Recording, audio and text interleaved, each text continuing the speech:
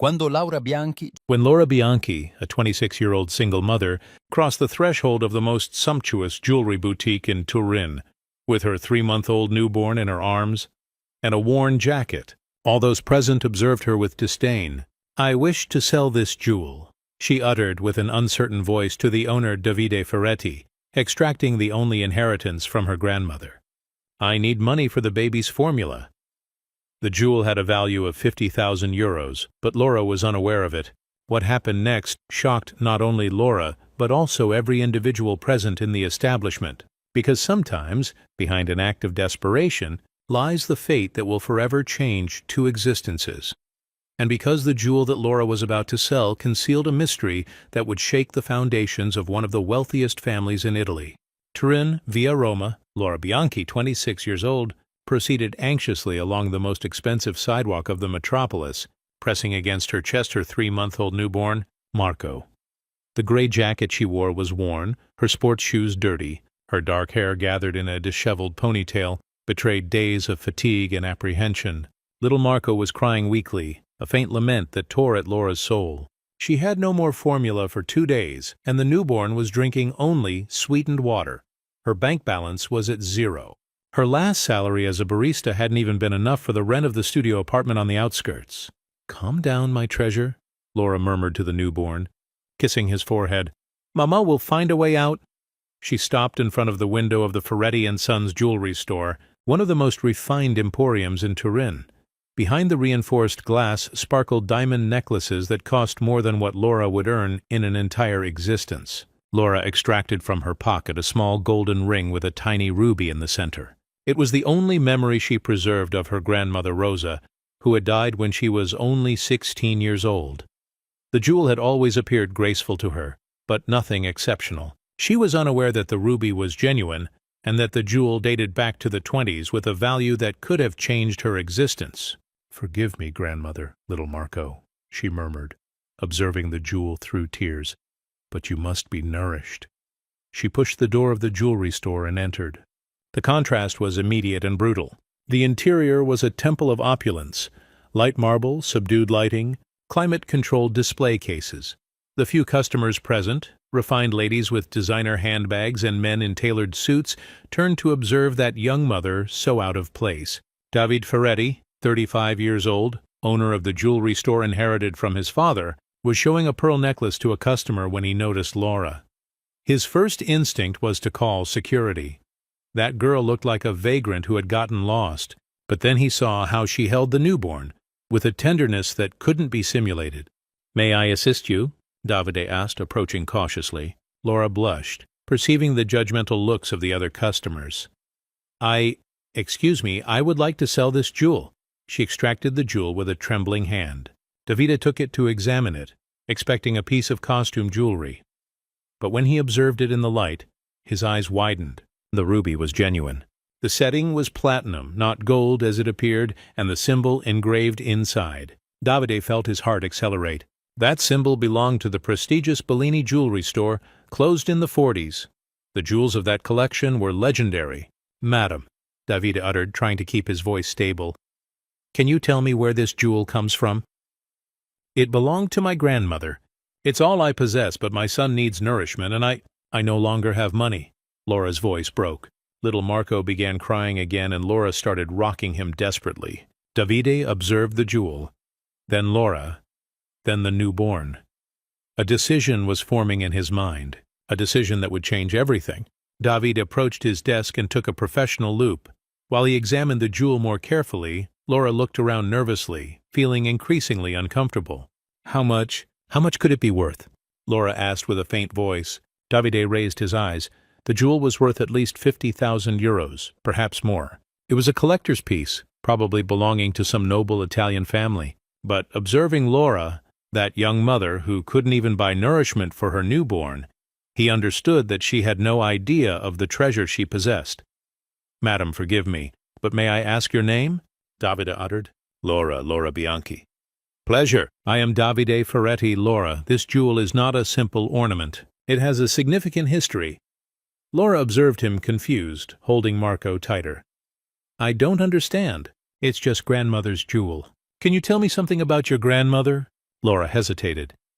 Grandmother Rosa was a very elegant woman, but after the war she had lost everything. She lived in a small dwelling in the countryside. She always told me that once her family had been important, but I thought they were just the fantasies of an old lady. Davide nodded. He was beginning to reconstruct the story. Many noble families had lost everything during World War II, and precious jewels had ended up hidden for generations. Laura, I must give you a precise valuation. Grant me a few minutes, please. Davide headed toward the back of the establishment, leaving Laura in the hall. The other customers continued to whisper and observe, but Laura didn't even notice. All her attention was focused on Marco, who had stopped crying but seemed weak. In his office, Davide consulted historical catalogs. What he found confirmed his suspicions. The jewel was part of the Imperial Rubies collection, created by master jeweler Antonio Bellini in 1923 for the Moretti family of Turin. There were only 12 in the world, and this was number 7 of the series. Davide returned to the hall with his heart beating hard. He observed Laura, who was trying to calm Marco by singing him a lullaby softly. It was a scene that moved him deeply. "Laura," he uttered gently, "I have news for you. This jewel is worth much more than you imagine." "Really?" "Perhaps." "500 euros?" Laura asked with hope in her eyes. "A bit more?" David uttered with a gentle smile. "About 50,000 euros. Laura looked at him as if she had heard wrong. "What?" 50,000 euros. Your jewel is an extremely rare collector's piece." Laura sat heavily on a chair, still not believing what she had heard. With that sum, she could buy nourishment for Marco for years. She could pay the rent. She could restart a dignified life. But Davide hadn't finished yet. What he was about to tell her would change not only her economic situation, but the course of her entire existence. 50,000 euros, Laura repeated incredulously. But I only needed 20 euros for nourishment." Davide smiled, moved by her innocence. "Laura, may I ask what you do for a living?" "I was a barista, but I lost my job when Marco was born. His father left when he learned about the pregnancy. Now I live on subsidies, but they're never enough." David observed the jewel again, then Laura. "I have a proposal for you. I could purchase the jewel from you for its full value, 50,000 euros. But first, allow me to tell you a story." Laura nodded, still in shock from the amount. "My father founded this jewelry store 40 years ago. It has always been managed by the family, and now it's my turn. But in recent years, with online business and competition, we're struggling. I'm thinking of closing." David sat down in front of Laura. "However, observing you today, I had an idea. You have a family treasure you didn't know about. I have a jewelry store that needs new life. What if we joined forces?" "I don't understand," Laura uttered, cradling Marco. "I want to offer you a partnership. You become co-owner of the jewelry store. I have the experience. You have something I've never had." "What?" "Humanity. Heart. Today, observing you enter here, I saw something that was missing in this place. Our customers are wealthy, but often there's no soul in their purchases. You could bring that authenticity we're losing." Laura looked at him as if he were crazy. "Davide, I know nothing about jewelry. I'm an unemployed barista, but you know what affection is. You know what it means to sacrifice everything for someone. You know the true value of things," David indicated the jewel. "This isn't precious because of the diamonds, but for the story it carries. You understand this?" Laura looked at Marco, who had fallen asleep in her arms. "And what would it entail?" "I'll give you 50,000 euros for the jewel plus a share of the jewelry store. You learn the trade, I teach you everything, and together we transform this place into something special." The other customers had stopped whispering and were listening curiously. This conversation was taking a turn that no one expected. "Why?" Laura asked. "Why do you want to do this for me?" David looked out the window, toward the street where he had seen Laura walking uncertainly shortly before. "Because today you reminded me why my father loved this work. It wasn't for the money. It was for the stories that each jewel tells, for the special moments it helped create." Laura felt tears in her eyes. I don't know if I'm up to it." "Trust me," Davide uttered, extending his hand to her. "Sometimes life places individuals before us who can change us. I believe you are one of those people for me." 2 weeks later, Laura observed herself in the mirror of the small apartment that David had helped her find in the center of Turin. She wore a simple but elegant dress, Her hair was well combed, and for the first time in months she felt hopeful. Marco was sleeping in his new crib, satiated and serene. With the money from the jewel, Laura had bought everything necessary for the newborn and had also hired a babysitter for working hours. Davide was waiting for her in front of the jewelry store with a smile. "Ready for your first day, partner?" Laura smiled nervously. "I don't know if I'll ever be, but I'll try." Entering the jewelry store, Laura noticed that something had changed. There was a new corner with comfortable chairs and a small table with magazines. "What's that?" "A welcome area. I thought that mothers with newborns might need a place where they feel comfortable." Laura was moved. Davide had thought of everything. "Now," Davide uttered, "let's start with the basics.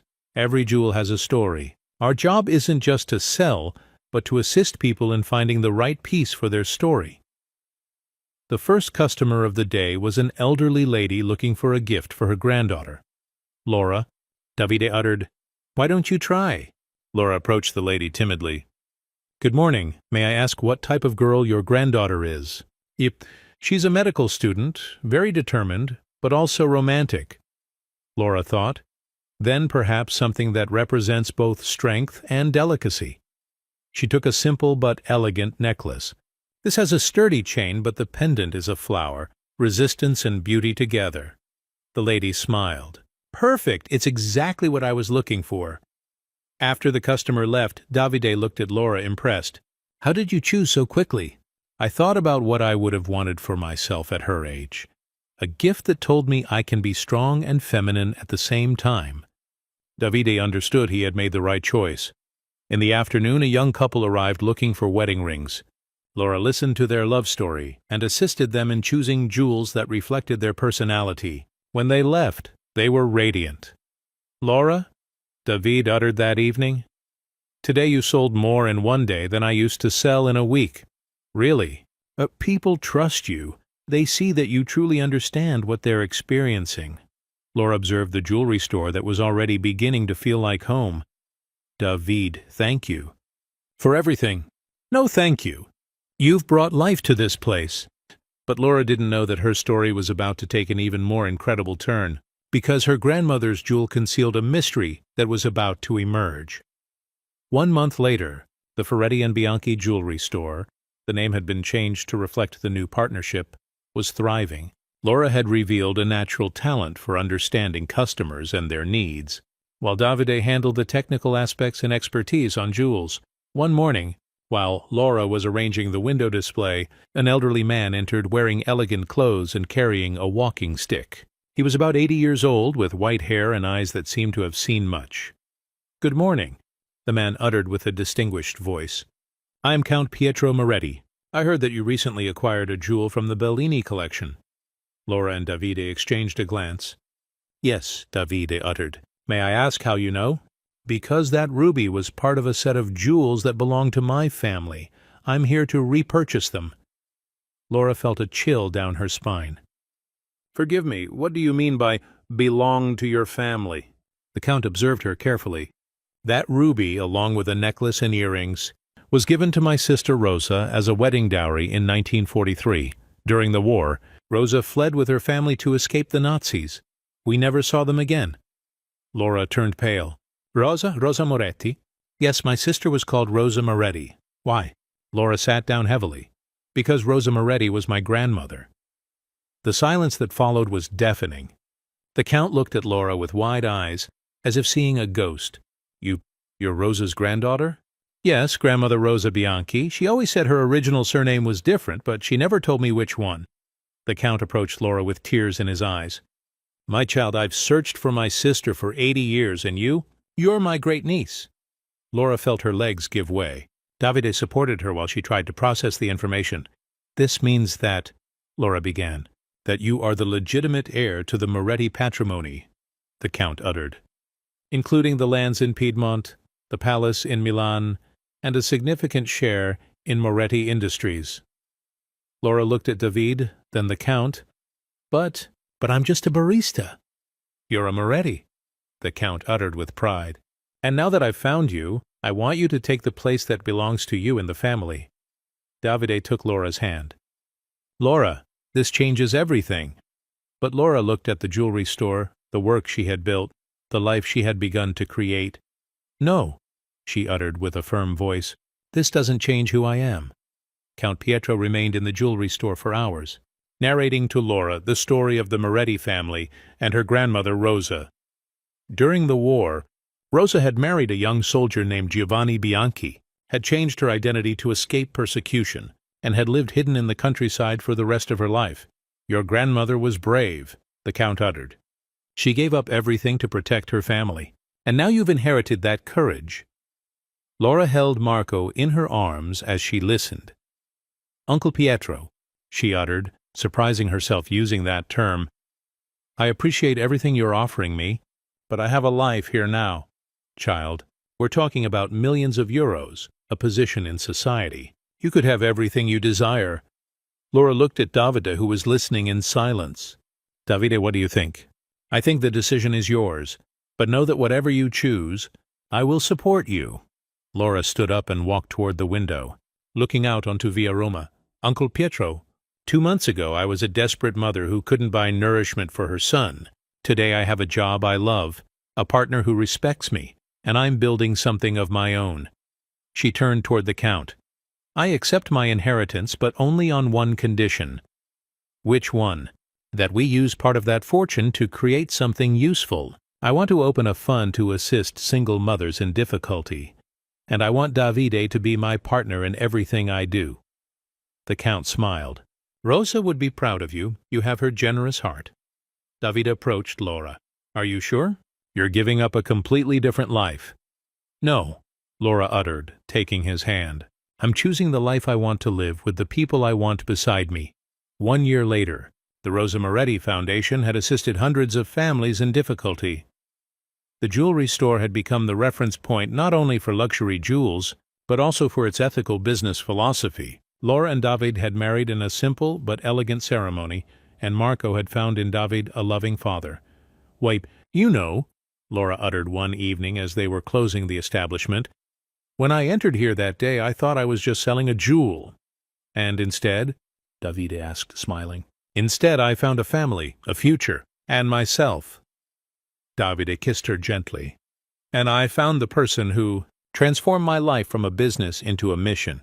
Their story demonstrated that sometimes the moments of greatest desperation can become the beginning of the most incredible opportunities, and that the true value of a jewel doesn't lie in the carats or the price, but in the lives it manages to change. Grandmother Rosa's jewel had done much more than nourish a newborn. It had united 2 souls, rebuilt a family, and created a future of hope for hundreds of people. If this story has moved you and made you believe that even in the darkest moments a new hope can be hidden, leave a little heart below. I want to hear your stories. Have you ever discovered something unexpected about a family object? Do you believe that difficulties can transform into opportunities? Have you ever received assistance from a stranger in a moment of need? Share in the comments your experiences of transformation and second chances. If this story touched your heart, if you believe that kindness can change a person's fate, subscribe so you don't miss stories that demonstrate that miracles truly exist. Share with those who need to believe that even from darkness, light can be born. Comment infinite hope. If you too believe that every ending can be a new beginning, remember, often the greatest treasures are those we don't know we possess, and sometimes an act of desperation can open the door to a future we would never have imagined. Life always has a secret card to play when we least expect it. See you in the next video with another story that will make you believe in the magic hidden in every day of our lives.